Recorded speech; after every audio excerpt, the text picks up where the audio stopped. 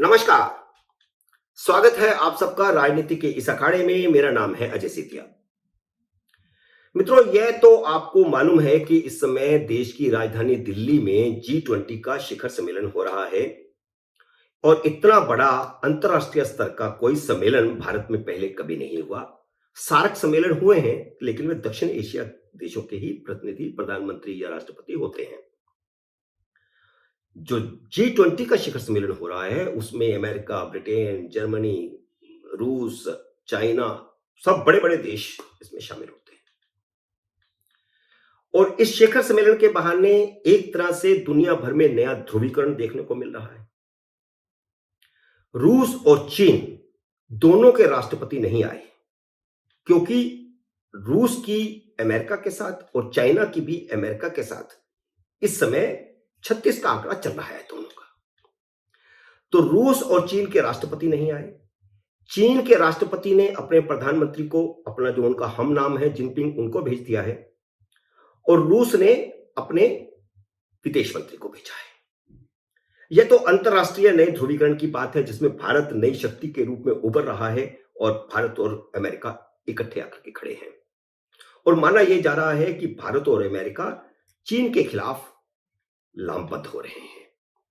लेकिन एक दूसरी बात जो अंदरूनी राजनीति की यहां पर आती है, ऐसे मौके पर देश के एक बड़े नेता राहुल गांधी मौजूद नहीं हैं और राहुल गांधी इस समय यूरोप में हैं। जैसे जैसे चुनाव नजदीक आ रहे हैं, राहुल गांधी के विदेश दौरे बढ़ रहे हैं।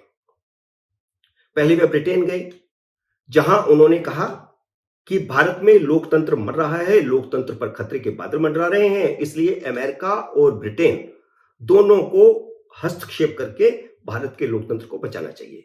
फिर वह अमेरिका गए और वहां पर जाकर के सीधी उन्होंने बातचीत की। खबर आई कि वह व्हाइट हाउस गए थे, इसका ना खंडन किया गया है ना उसकी पुष्टि की गई है। तो गए थे तो किसको मिले थे? और अब वह यूरोपियन यूनियन में गए हुए हैं। यूरोप के देशों के साथ साथ वह यूरोपियन यूनियन के हेडक्वार्टर ब्रसल्स में भी गए। तो ये जो सारा बात हो रही है विदेशों से मदद लेने की, ये बड़ी अजीबोगरीब स्थिति है कि भारत के अंदर लोकतंत्र में विदेशों का हस्तक्षेप मांगा जा रहा है। आपको याद होगा 8 साल पहले मणिशंकर अय्यर पाकिस्तान गए थे और वहां पाकिस्तान में उन्होंने एक टीवी चैनल पर एक पत्रकार को इंटरव्यू देते हुए कहा था कि अगर आप पाकिस्तान और भारत का द्विपक्षीय बातचीत चाहते हैं तो पहले नरेंद्र मोदी को मिलकर के हटाना होगा। यानी इसमें भी वह पाकिस्तान की मदद मांग रहे थे और फिर पाकिस्तान ने पुलवामा कर दिया। अब राहुल गांधी चीन की मदद मांग रहे हैं, बार बार चीन को बीच में लेकर के आते हैं और कह रहे हैं कि चीन जो है हम पर हावी हो रहा है। क्यों कह रहे हैं समझ नहीं आ रही। तो अब चीन ने जो है, उन्होंने भी एक लद्दाख में हमारे पर हमला कर दिया, गलवान घाटी में। अब मैं आपको बताता हूं कि राहुल गांधी ब्रसल्स में क्या कर रहे हैं। एक तस्वीर दिखाता हूं मैं। इस तस्वीर में लाल गोले में लाल टाई वाले एक दुर्जन दिखाई दे रहे हैं। मैं इनको सज्जन नहीं कह सकता। वह इटालियन हैं, यानी राहुल गांधी के ननिहाल से हैं। उनका नाम है फैबियो मैसियो। फैबियो मैसियो को यूरोप में पाकिस्तान समर्थक और आईएसआई के एजेंट के तौर पर जाना जाता है। यह एक पूरा गैंग है जो दुनिया भर में भारत के खिलाफ लॉबिंग करता है और इसी गैंग के सदस्य जिसको फंडिंग जॉर्ज सोरोस करते हैं, वो ब्रिटेन में भी हमको दिखाई दिया था राहुल के इर्द गिर्द, अमेरिका में भी दिखाई दिया था राहुल के इर्द गिर्द, और अब ये ब्रसल्स में भी दिखाई दे रहा है।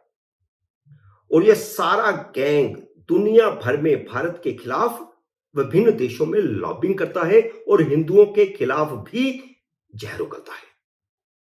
राहुल गांधी की तीनों यात्राओं में इसी गैंग के सदस्य किसी ना किसी रूप में, आयोजक के रूप में या सहायक के रूप में हमको दिखाई दिए।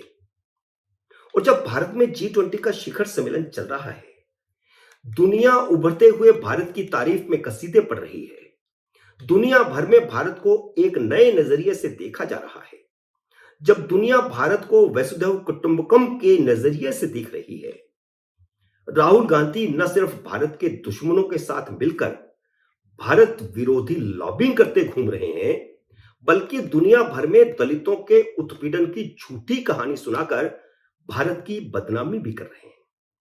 एक तरफ नरेंद्र मोदी कहते हैं कि हमारी संस्कृति है कि हम पूरी दुनिया को अपना परिवार मानते हैं।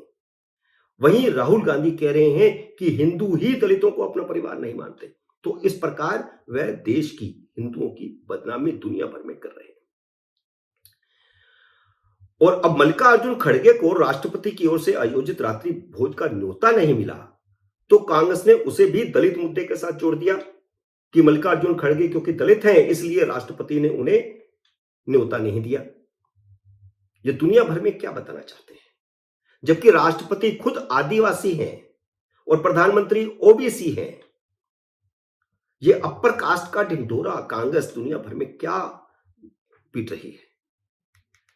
कांग्रेस साल भर से G20 के आयोजनों की आलोचना करती रही, कहती रही कि नरेंद्र मोदी इन आयोजनों के बहाने अपनी लोकप्रियता बढ़ाने में लगे हैं, चुनावी राजनीति कर रहे हैं G20 के नाम पर।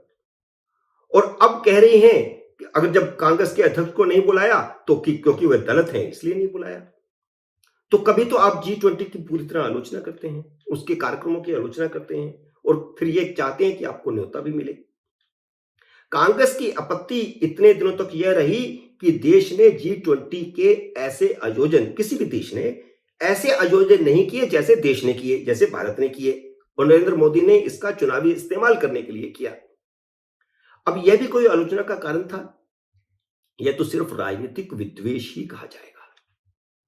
मित्रों, उम्मीद है मेरा यह विश्लेषण, मेरा यह वीडियो आपको पसंद आया होगा। इसे लाइक और शेयर कीजिए, और अगर आपने मेरे YouTube चैनल को अब तक सब्सक्राइब नहीं किया तो कृपया सब्सक्राइब करके घंटी का बटन भी दबाते जाइए, ताकि जैसे ही मेरा नया वीडियो आएगा आपको सूचना आएगी। जल्द ही मिलते हैं अगले वीडियो में किसी नए विषय के साथ। तब तक नमस्कार।